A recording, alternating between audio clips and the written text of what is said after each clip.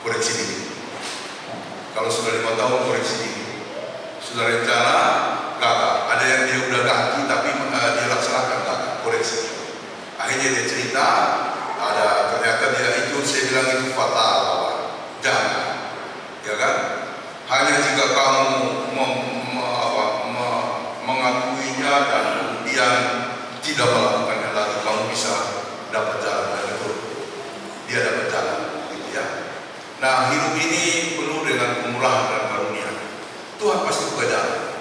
Ada dulu, saya sudah pernah cerita, seorang pemuda dari daerah Sulawesi Tengah pengen jadi polisi.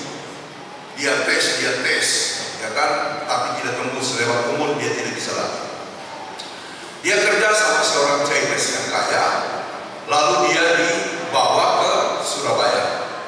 Nah, si Chinese ini di Surabaya punya kawan polisi, dan pada waktu itu posisinya sudah Kapolda kalau tidak salah.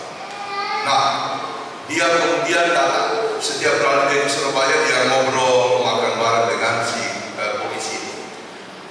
Terus si pemuda ini dia bawa.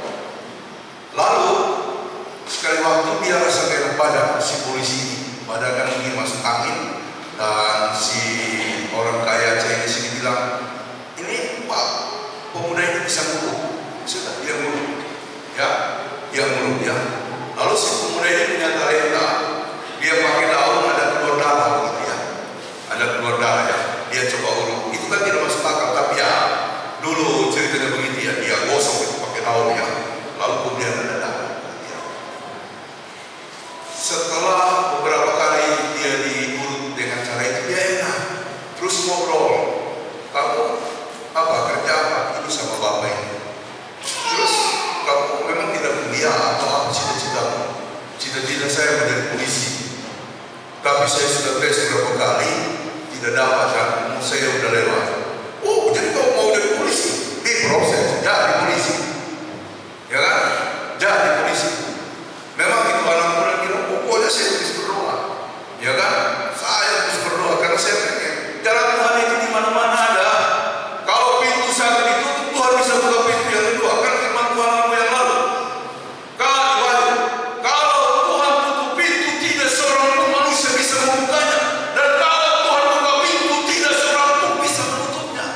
Yang penting hati lurus. Yang penting hati lurus.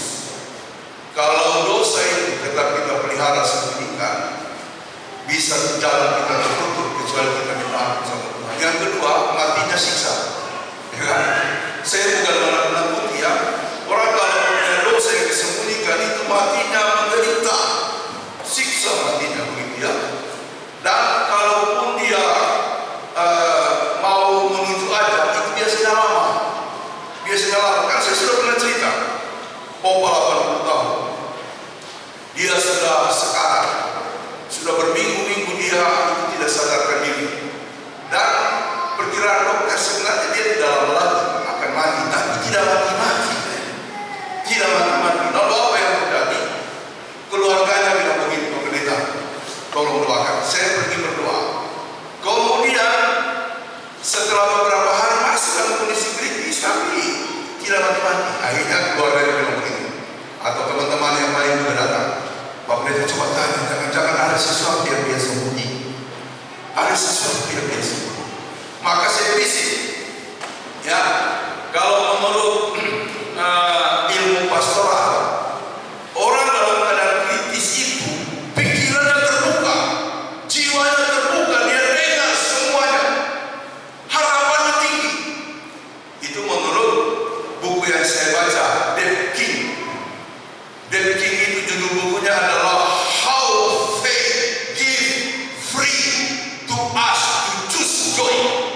Bagaimana iman memberikan kita kemerdekaan untuk memilih bahagia atau kegembiraan. Nah, salah satu elemen yang dibahas dalam buku itu ialah dalam kondisi kita lemah, bahkan kritis, sebenarnya pengharapan kita tinggi. Pengharapan kita tinggi. Ya, jiwa kita itu terbuka, maka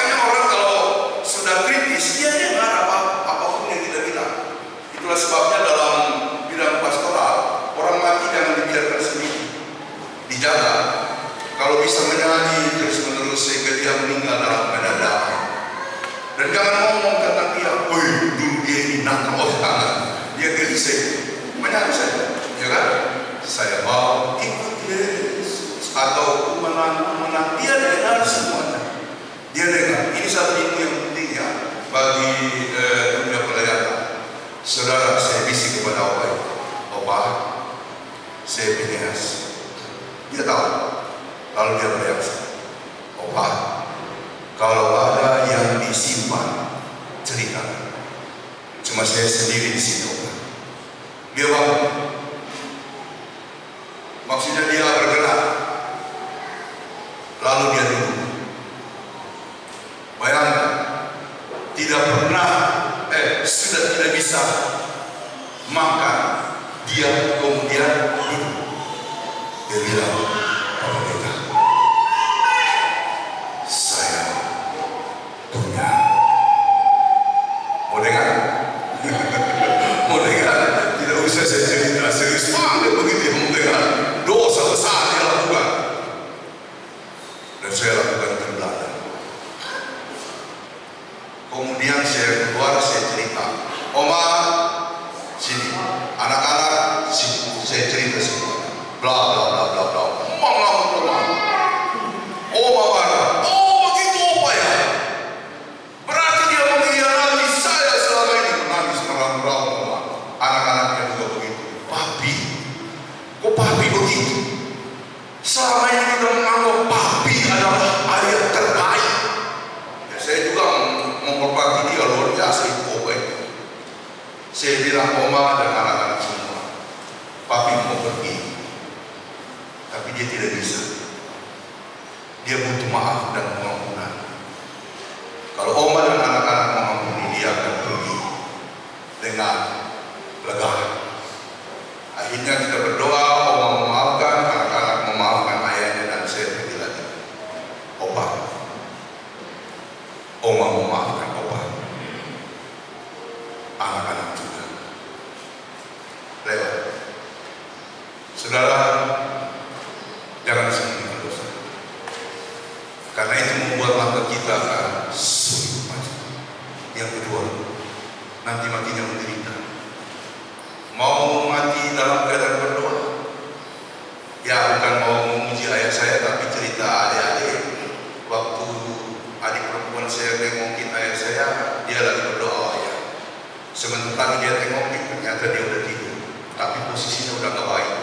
Langsung dia masuk. Mau mati dengan cara berdoa? Mau mati dengan cara damai? Tidak usah diminta. Tapi kalau orang itu hidupnya baik, matinya enak. Ya bukan mati itu tidak ada yang enak ya, tapi matinya pasti bagus gitu ya.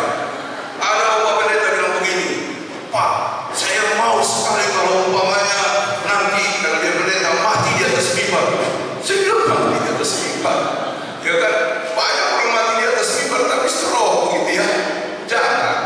Ternyata baik matinya tidak di mimbar, matinya di rumah sakit karena dia sudah tidak berdaya. Tidak usah diminta mau mati bagaimana ya. Yang penting matinya di dalam. Jangan sembunyikan dosa. Amin. Persembahan pujian dari Persekutuan Pemuda.